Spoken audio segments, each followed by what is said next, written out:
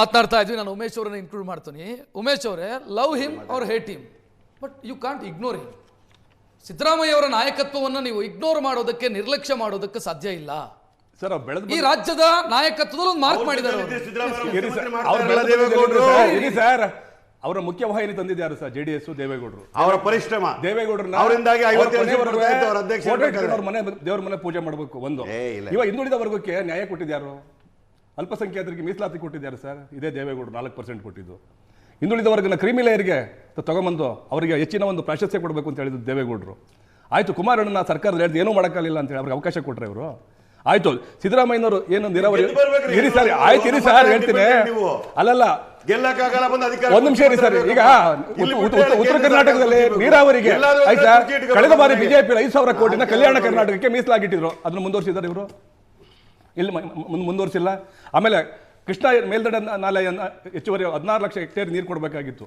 ಆದ್ರೆ ಮಾಡಿದ್ದೆಷ್ಟು ಇವರು? ಕೇವಲ 6 ಲಕ್ಷನ ಮಾಡಿದ್ರು.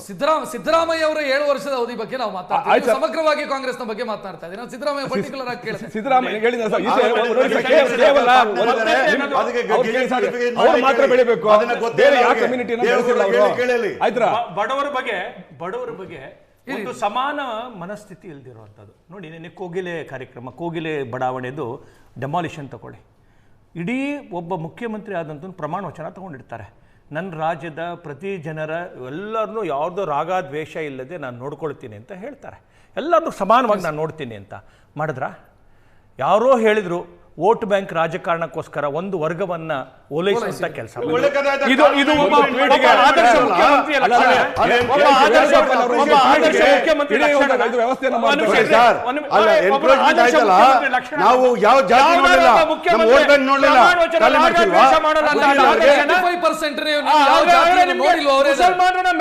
ಮಾಡ್ತಿಲ್ವಾ? ನಾವು ಅಪೀಸ್ಮೆಂಟ್ ಮಾಡಿದ್ವಾ? ನಾವು ಅಪೀಸ್ಮೆಂಟ್ ಮಾಡಿಲ್ಲ. ಅಪೀಸ್ಮೆಂಟ್ ಮಾಡಿದ್ದೆ ಆದ್ರೆ ನಾವು ಡೆಮಾಲಿಷನ್ ಮಾಡ್ತಾ ಇರಲಿಲ್ಲ.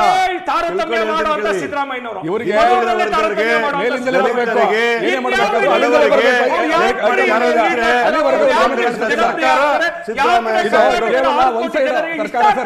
ಒಂದು ವರ್ಗವನ್ನ ಅಲ್ಲ, ಇಷ್ಟ ಆಗದವರಿಗೆ ಅಷ್ಟು ಸೀಟ್ ಬಂತು ಲಾಸ್ಟ್ ಎಲೆಕ್ಷನ್. ಚುನಾವಣಾ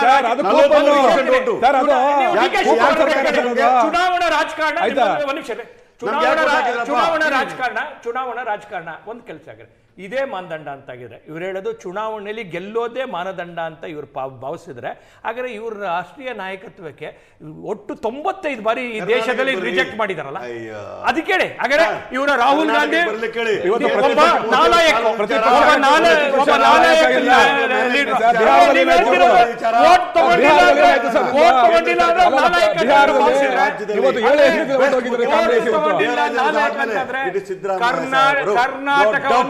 ನಾ ಹೇಳ್ದಲ್ಲ, ಕರ್ನಾಟಕಕ್ಕೆ ಒಂದು ನಿಜವಾದಂತ ಆಗಿ ಹೋಗಿರ್ತಕ್ಕಂಥ ಇಷ್ಟು ಮುಖ್ಯಮಂತ್ರಿಗಳಲ್ಲಿ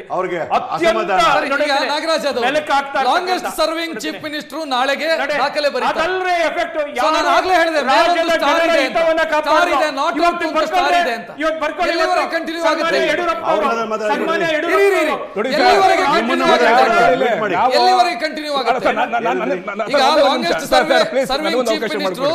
ಕರ್ನಾಟಕದ್ದು ಸಿದ್ದರಾಮಯ್ಯ ಅವರು ನಾಳೆಯಿಂದ ಒಂದು ಸ್ಟಾರ್ ಮಾರ್ಕ್ ಇದೆ, ನಾಟ್ ಔಟ್, ಬಟ್ ಎಲ್ಲಿವರೆಗೆ ಕಂಟಿನ್ಯೂ ಆಗ್ತಾರೆ? ಕರ್ನಾಟಕದ ಜನ ನಮ್ಮ ಹೈಕಮಾಂಡ್ ಯಾವತ್ತಾರು ತೀರ್ಮಾನ ಮಾಡಿದ್ರೆ ಅವತ್ತಾರು ಮುಖ್ಯಮಂತ್ರಿ ಆಗಿರ್ತಾರೆ.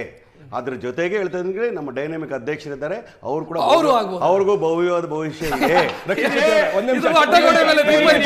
ನಾಗರಾಜ್ ಯಾದವ್ ಅವರೇ ಥ್ಯಾಂಕ್ ಯು, ಮಹೇಶ್ ಅವರೇ, ಉಮೇಶ್ ಅವರೇ ಥ್ಯಾಂಕ್ ಯು ಈ ಕಾರ್ಯಕ್ರಮದಲ್ಲಿ ಭಾಗಿಯಾಗಿದ್ದಕ್ಕೆ. ಇದು ಈವರೆಗಿನ ಪ್ರಮುಖ ಸುದ್ದಿ. ನೇರ ದಿಟ್ಟ ನಿರಂತರ ಸುದ್ದಿಗಾಗಿ ನೋಡ್ತಾ ಇರಿ ಏಷ್ಯಾನೆಟ್ ಸುವರ್ಣ ನ್ಯೂಸ್. ನಮಸ್ಕಾರ.